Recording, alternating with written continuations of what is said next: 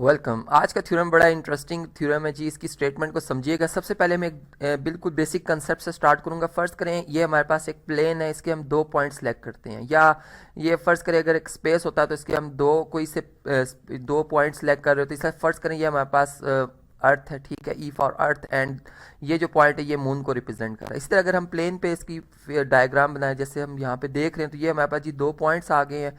और अगर मैं इन दो पॉइंट्स को आपस में ज्वाइन कर देता हूँ इस तरीके से कि ये ई और एम पॉइंट आपस में ज्वाइन हो जाते हैं, ये एक लाइन सेगमेंट आ जाती है, ठीक है। और इस लाइन सेगमेंट का अगर हम देखें जी मिड पॉइंट, चलें जी ढूंढते हैं मिड पॉइंट कहाँ पर होगा जी, यहाँ पर होगा मिड पॉइंट। फर्ज करें जी ये ए इसका मिड पॉइंट है, ठीक। और इस मिड पॉइंट से एक मैं राइट बाई सेक्टर ड्रॉ करता हूँ, यहाँ पर राइट बाई सेक्टर ड्रॉ करते हैं जी। ये आप देख सकते हैं ये राइट बाई सेक्टर है जो कि बिल्कुल इसके साथ परपेंडिकुलर है। यहाँ पर मैं लिख भी देता हूँ ये एल, इसको मैंने रिप्रेजेंट किया राइट बाई सेक्टर से। और ये बात हम जानते हैं कि इस राइट बाई सेक्टर का कोई भी पॉइंट सेलेक्ट किया जाए, ख्वाह वो यहाँ पर हो, यहाँ पर हो, यहाँ पर हो, यहाँ पर हो, कोई भी पॉइंट हो, ठीक है। यानी फ़र्ज़ करें अगर ये हमारे पास B1 पॉइंट है, ये B2 पॉइंट है, इसको B3 कह देते हैं, ठीक है, और ये B4 पॉइंट है, कोई भी पॉइंट हो, इसका इस लाइन सेगमेंट के एंडिंग पॉइंट से डिस्टेंस एक जैसा आएगा, ठीक। यहाँ पर मैं इस तरह से कहता हूँ कि E टू B डिस्टेंस और M टू B डिस्टेंस एक जैसा आ गया।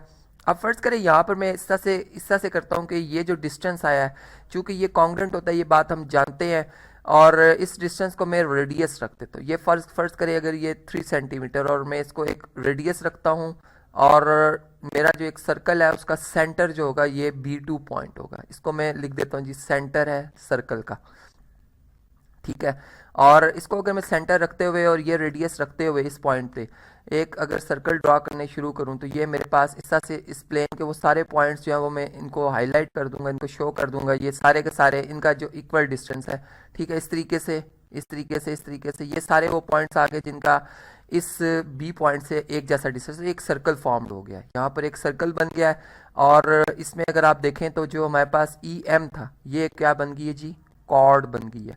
तो यहाँ से हम ये बात समझ सकते हैं इस थ्योरम के मुताबिक जो कि आज की हमारी स्टेटमेंट है उसके मुताबिक मैं ये कह सकता हूँ कि जब भी किसी सर्कल की एक कॉर्ड ड्रा हो और उसका राइट बाई सेक्टर ड्रा हो तो वो लाजमन उस सर्कल के सेंटर से ही पास होगा। अब देखें बिल्कुल यही पॉइंट अगर मैंने अभी B2 यहाँ पे सिलेक्ट किया, इधर सेलेक्ट करता, मैं E को इससे ज्वाइन कर देता, ठीक है, B2 से, और इसी तरह M को भी B2 से ज्वाइन कर देता और ये रेडियस रख देते जो कि इस वक्त हमारे पास आ रहा है, तो तब भी एक हमारे पास क्या बन जाता है जी, सर्कल बन जाता है। इस तरीके से क्या बन जाता है जी हमारे पास एक, यहाँ पर आप देख सकते हैं एक सर्कल इस तरह से कंप्लीट हो जाता है। तो ये बिल्कुल इस थ्योरम को ये यानी हमेशा ये जब भी ऐसी कंडीशन होगी ये एग्जिस्ट करेगा। तो इस थ्योरम को मैं ऐसे भी कह सकता हूँ कि हमेशा एक राइट बाई सेक्टर जो है उससे इनफाइनाइट नंबर ऑफ जो सर्कल्स हैं वो बन सकते हैं, क्योंकि एक राइट बाई सेक्टर पे किसी भी लाइन सेगमेंट के एक राइट बाई सेक्टर पे इनफाइनाइट पॉइंट्स होते हैं तो इनफाइनाइट सर्कल्स बन सकते हैं, ठीक है।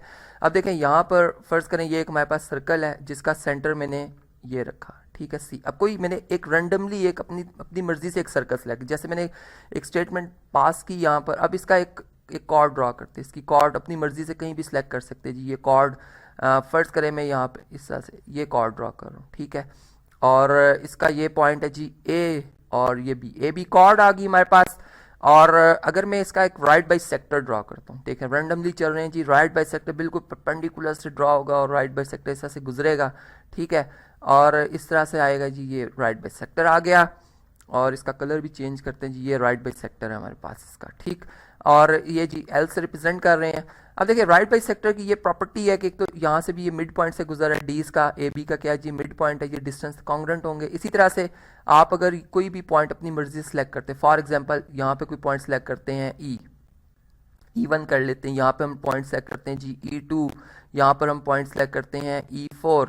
ये डिस्टेंस जो आएगा अगर E4 का मैं ए से डिस्टेंस लूँ, ठीक है, इसको कलर चेंज करते हैं जी, इसका ई का इससे डिस्टेंस लिया जाए और इसी तरह बी का E4 से, ये डिस्टेंस कॉन्ग्रेंट आएंगे। क्यों आएंगे जी कॉन्ग्रेंट, क्योंकि ई जो है E4 ये ए बी के राइट बाई सेक्टर का पॉइंट है, इस वजह से कॉन्ग्रेंट आएंगे। इसी तरह से अगर मैं एक पॉइंट यहाँ पे सिलेक्ट करता हूँ E1 और इसको भी बी से ज्वाइन करता हूँ, ये भी डिस्टेंस कॉन्ग्रेंट आएंगे। मैं कलर सेम कर रहा हूँ भी, ये बात आप यहाँ से इस तरह से भी समझ सकते हैं, मैं कलर सेम कर रहा हूँ जिन डिस्टेंसेस को मैं कॉन्ग्रेंट शो कर रहा हूँ। इस तरह से अगर मैं ए का E2 से और इस तरह बी का E2 से डिस्टेंस, ये भी कॉन्ग्रेंट आएगा।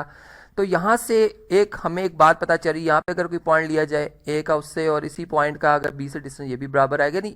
यहाँ से फिर हम एक बात इस तरह से कह सकते हैं कि अगर फर्ज करें ये सर्कल था जिसकी ये कॉर्ड हमने ए बी ड्रॉ की है, ये कॉर्ड है जी उस सर्कल की जिसका सेंटर हमने सी रखा था, ठीक है। और अगर मैं इस सी पॉइंट को, ये जो यहाँ पर मैंने यहाँ पर शो किया है, अगर मैं इस सी पॉइंट को यहाँ पर चलें जी, अगर मैं ए से ज्वाइन करता जो कि सर्कल की बाउंड्री का एक पॉइंट है, तो ये रेडियस है, ठीक है। और इसी तरह बी को अगर मैं इस सर्कल के सेंटर से ज्वाइन करता हूँ, ये भी रेडियस है। तो यहाँ से ये तो रेडियस ऑफ द सर्कल है, गिवन सर्कल का रेडियस है ये, और ये भी रेडियस है, ठीक है। ये दोनों लाइन सेगमेंट किसको रिप्रेजेंट करी है जी, रेडियस को, जो कि एक सर्कल का यूनिक होता है।